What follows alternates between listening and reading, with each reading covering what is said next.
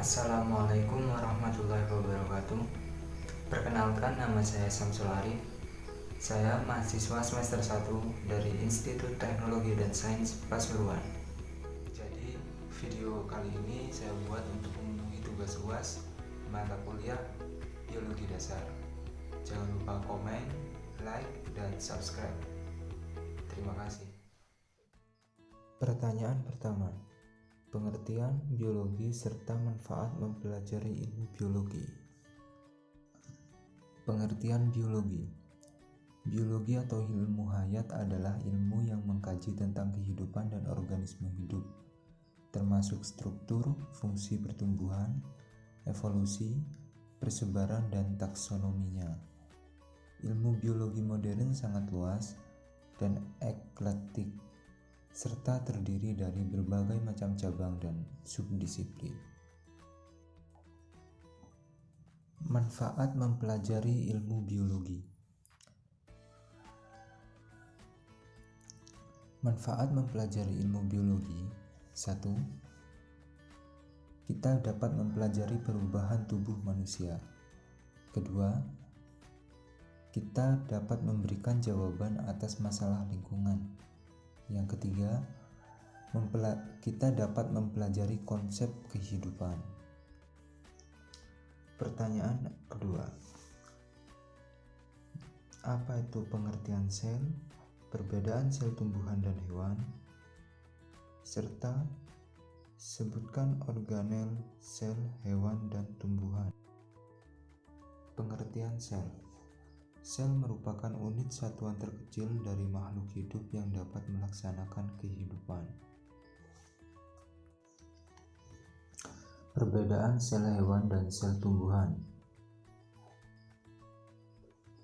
Perbedaan yang paling mendasar dari sel hewan dan tumbuhan adalah sel hewan tidak memiliki dinding sel, sedangkan sel tumbuhan memiliki dinding sel. Sel hewan tidak memiliki kloroplasma, sedangkan sel tumbuhan memiliki kloroplasma. Perbedaan yang ketiga ialah sel hewan memiliki lisosom, sedangkan sel tumbuhan tidak dilengkapi dengan lisosom. Organel sel hewan. Organel sel hewan disusun oleh membran sel, nukleus, sitoplasma, nukleolus, badan Golgi, mitokondria, vakuola, lisosom, dan retikulum endoplasma. Sedangkan organel sel penyusun sel tumbuhan tersusun oleh dinding sel, membran sel, kloroplasma, nukleolus, retikulum endoplasma, nukleus, mitokondria, vakuola, serta badan Golgi. Soal nomor 3. Jelaskan tingkat organisasi kehidupan. Tingkatan organisasi kehidupan yang pertama adalah molekul. Molekul ialah merupakan partikel-partikel penyusul organisme yang dibangun oleh atom-atom. Tingkatan yang kedua adalah sel. Sel adalah unit struktural dan fungsional terkecil dari makhluk hidup. Tingkatan yang ketiga adalah jaringan. Jaringan adalah kumpulan sel yang memiliki bentuk dan fungsi yang sama. Tingkatan yang keempat adalah tingkat organ. Organ adalah kumpulan berbagai jaringan yang melakukan fungsi tertentu. Tingkatan yang kelima adalah sistem organ. Sistem organ adalah organ-organ yang berbeda dan berkumpul membentuk suatu sistem. Tingkatan selanjutnya adalah tingkat individu. Tingkat individu adalah Terkumpulnya berbagai sistem organ yang saling bekerja sama dan menyusun tubuh organisme. Yang selanjutnya adalah tingkat populasi. Populasi merupakan kumpulan individu dari suatu spesies yang berinteraksi dan hidup di wilayah tertentu. Selanjutnya tingkat komunitas. Tingkat komunitas adalah merupakan kumpulan populasi dari berbagai spesies yang saling berinteraksi dan hidup di area tertentu dalam kurun waktu yang sama. Yang selanjutnya adalah tingkat ekosistem. Ekosistem adalah seluruh komunitas beserta lingkungan fisik atau abiotik yang saling berinteraksi di suatu daerah. Selanjutnya adalah tingkat bioma.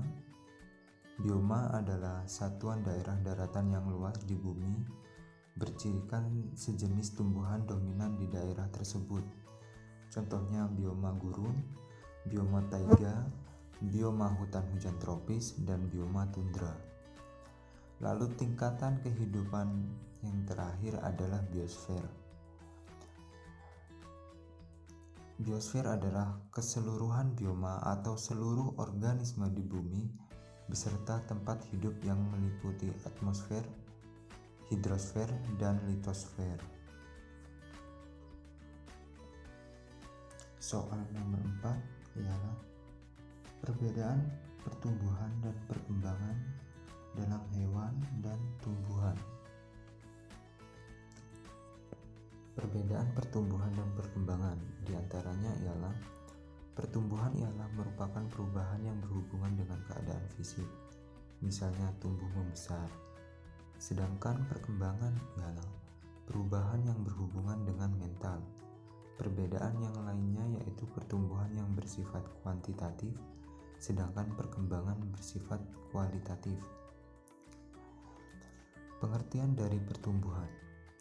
Pertumbuhan ialah merupakan proses pertambahan ukuran, volume, dan massa yang dimana bersifat irreversibel dan proses pertumbuhan tersebut dapat dinyatakan secara kuantitatif. Saat pertumbuhan terjadi pada manusia, tumbuhan maupun makhluk hidup lainnya akan mengalami perbedaan secara fisik seperti ukuran yang segenggam tangan menjadi sebesar badan kita. Lalu, pengertian dari perkembangan. Perkembangan ialah merupakan suatu proses untuk menuju kedewasaan yang bersifat kualitatif. Maksudnya ialah sebuah perkembangan pada makhluk hidup akan muncul secara alamiah dan mempunyai perubahan-perubahan yang dulu tidak ada menjadi ada, yang menandakan bahwa makhluk tersebut sudah lebih dewasa. Soal nomor 5. Sebutkan dan jelaskan secara singkat jaringan pada hewan.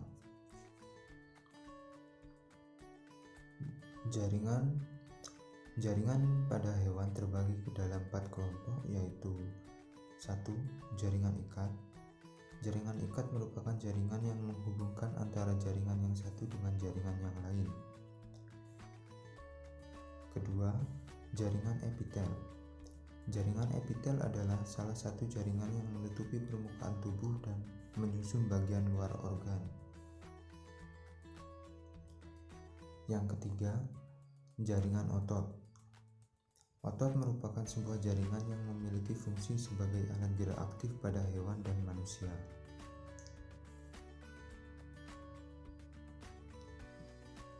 Lalu yang keempat, jaringan saraf.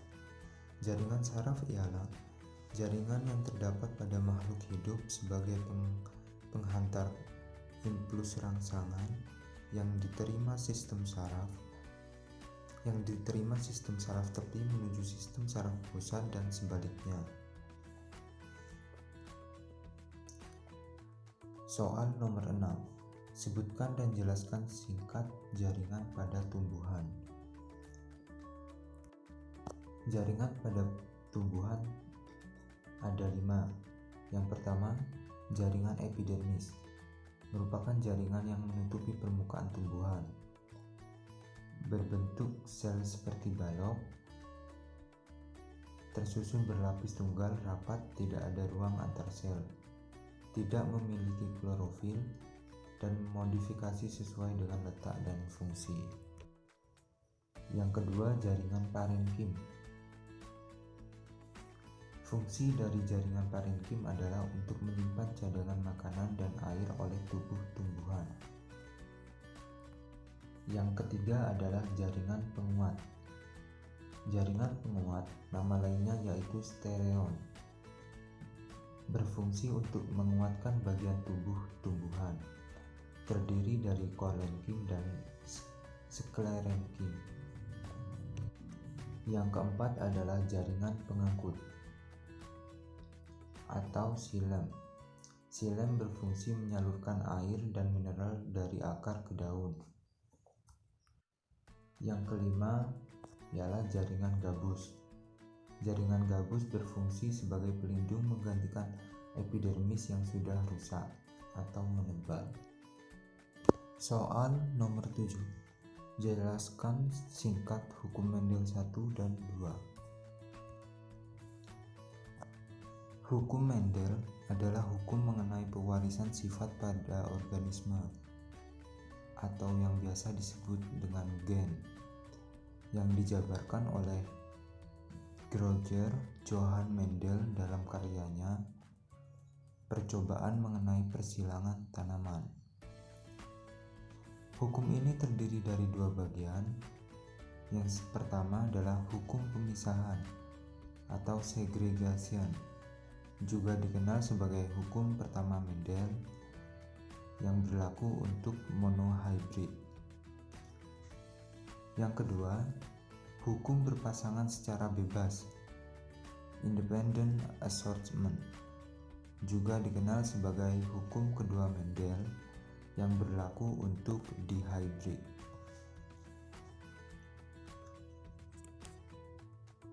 Soal nomor 8. Sebutkan dan jelaskan macam-macam mikroorganisme. Mikroorganisme yang pertama adalah bakteri. Bakteri adalah kelompok organisme yang tidak memiliki membran inti sel. Organisme ini termasuk ke dalam domain prokariota dan berukuran sangat kecil, mikroskopik, serta memiliki peran besar dalam kehidupan di alam. Mikroorganisme yang kedua adalah fungi. Fungi merupakan organisme eukaryotik heterotrof karena tidak mengandung klorofil. Makanannya diambil dengan cara absorpsi dari lingkungan dan berkembang biak dengan spora.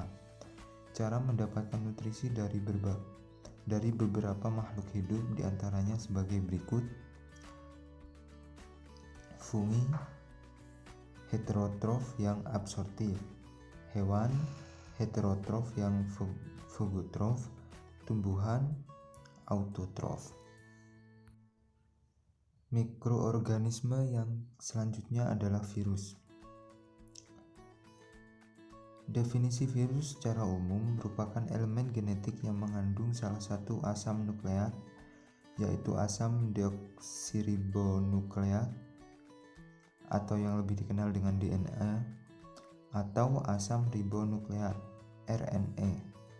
Virus bisa berasal dalam dua kondisi yang berbeda, yaitu secara intraseluler dalam tubuh inang dan ekstraseluler di luar tubuh inang. Mikroorganisme yang keempat, protozoa. Protozoa berasal dari bahasa Yunani yaitu protos artinya pertama dan zoon artinya hewan. Jadi protozoa adalah hewan pertama. Protozoa merupakan kelompok lain protista eukaryotik. Kebanyakan protozoa hanya dapat dilihat di bawah mikroskop. Habitat hidupnya adalah tempat yang basah atau berair. Mikroorganisme yang kelima dan terakhir adalah alga. Alga adalah sekelompok organisme autotrof yang tidak memiliki organ dengan perbedaan fungsi yang nyata. Alga bahkan dapat dianggap tidak memiliki organ seperti yang dimiliki tumbuhan, akar, batang, daun, dan sebagainya. Karena itu, alga pernah digolongkan pula sebagai tumbuhan bertalus. Baik teman-teman, mungkin itu saja yang bisa saya sampaikan. Jika kalian suka videonya, silahkan like. Kalau nggak suka, dislike aja. Kalau mungkin ada kesalahan dalam penyampaian materi, kalian bisa komentar di bawah. Dan itu saja dari saya. Assalamualaikum warahmatullahi wabarakatuh. Terima kasih, semoga bermanfaat.